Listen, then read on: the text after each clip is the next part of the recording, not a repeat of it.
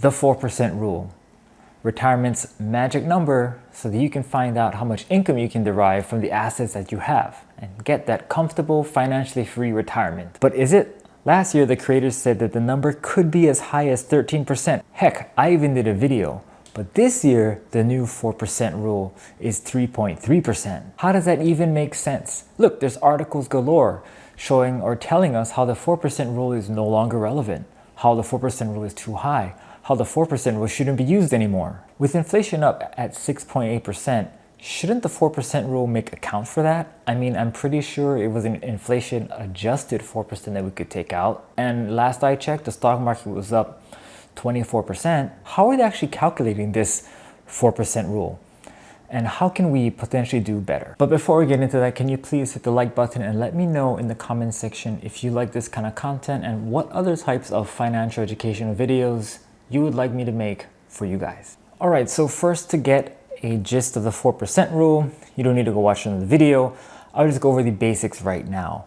The 4% rule had three primary parameters that William Benjamin, or we'll call him Bill Benjamin for this video, he said that number one, we want to find the worst time periods.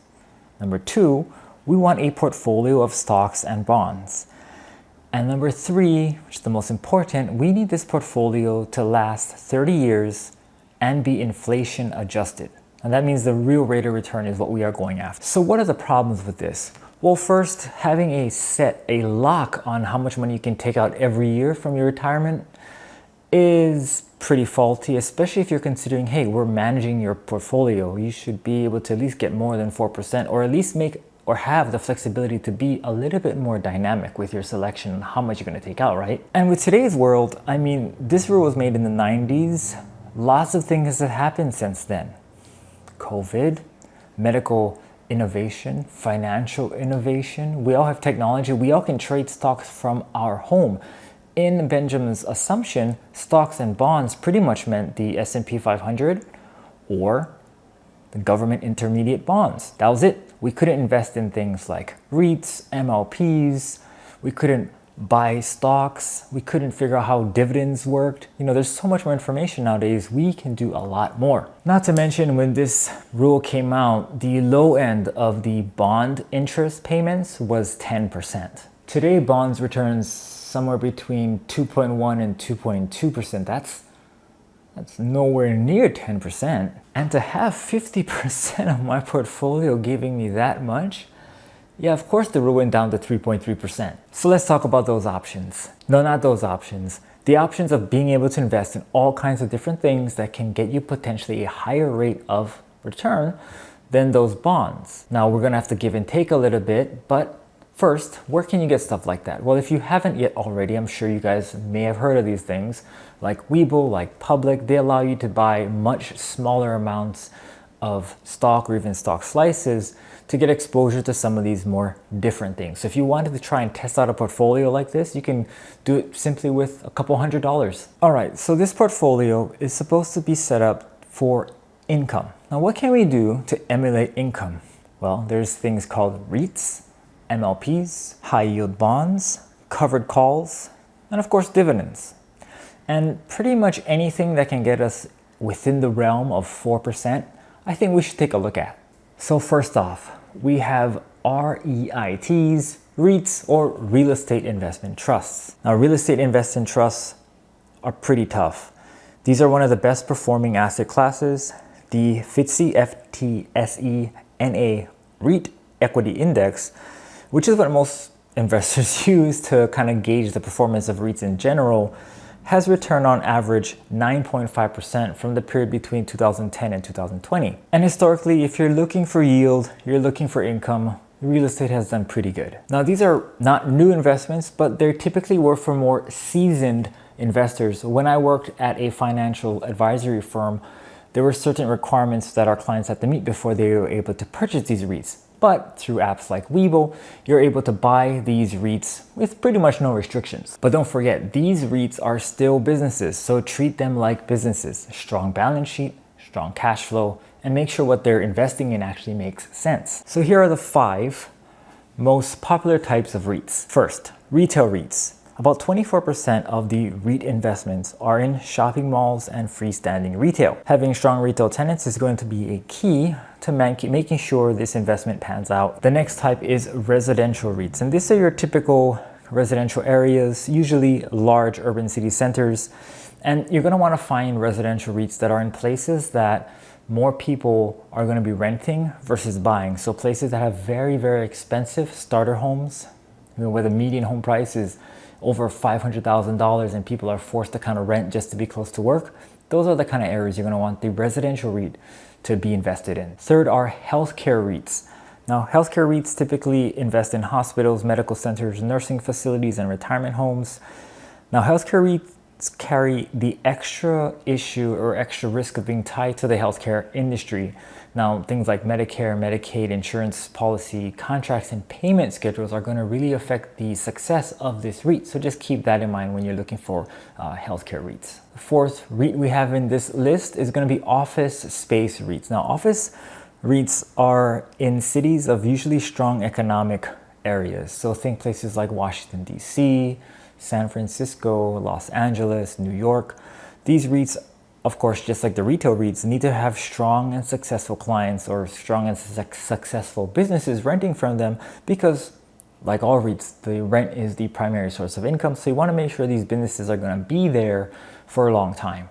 And last, we have a more, I guess you would call it, innovative way of having a REIT, and it's called a mortgage REIT. And mortgage REITs are about 10% of the industry. And instead of investing in the physical real estate itself, these REITs invest in the mortgage. Due to current environment right now with interest rates being on the rise, these are the most sensitive REITs to the interest rate. So just be careful when you're looking at mortgage REITs. So what are the pros of having a REIT? Well, it's definitely better than 2.2%. It also adds some portfolio diversification to your portfolio. You're not only invested in stocks and bonds. And it's not like if you were to actually buy a real estate or a property on your own. These things are relatively liquid. You can sell them pretty much instantly on any exchange. Now the cons. For every gimme, there's a gotcha. With these types of investments, it's not backed by the federal government, so you will not unfortunately be able to get all your principal back if something terrible happened to your investment. Next, these are sensitive to interest rates, similar to how if you had a bond to be affected by interest rates, these too are affected by interest rates. And the last con, and this is kind of what I want to make sure you guys kind of take into heart, is that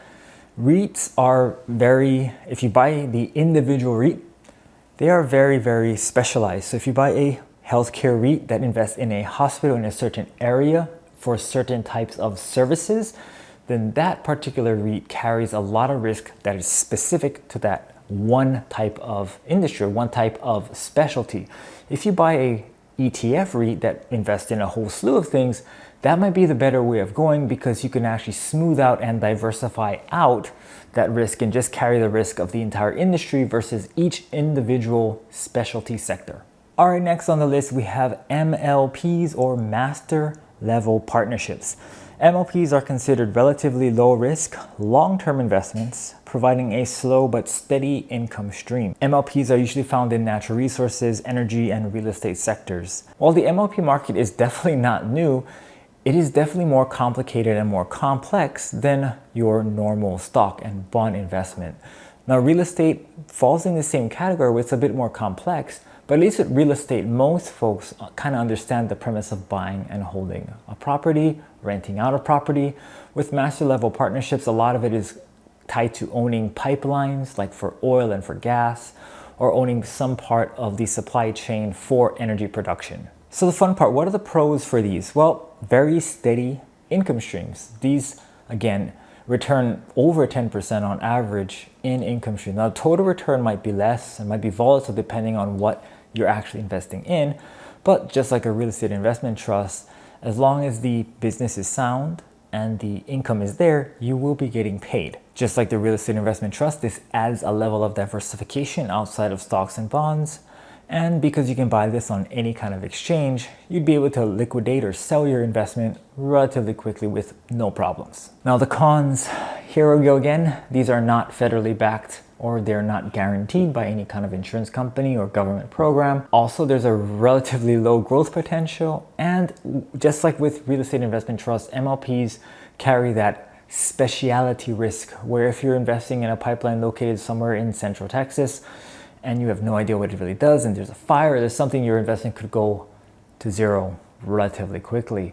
So just like in REITs, maybe invest in an ETF or a sector ETF or something that has the ability to diversify your MLP holdings so that you're not exposed to that level of specificity risk. Note, for both MLPs and REITs, these have to pay out 80 to 90% of their income. So as long as they're getting paid, you're getting paid. One last thing, the tax treatment of the income if you purchase these things outside of an IRA is quite confusing and quite complicated. So unless you completely understand these investments, consult your tax professional to make sure you're filing your taxes correctly when it comes to the income that is derived from these types of assets. If you want to learn about MLPs and REITs more specifically and how they kind of operate, I'll leave a comment down below and we can go and address that in our next video.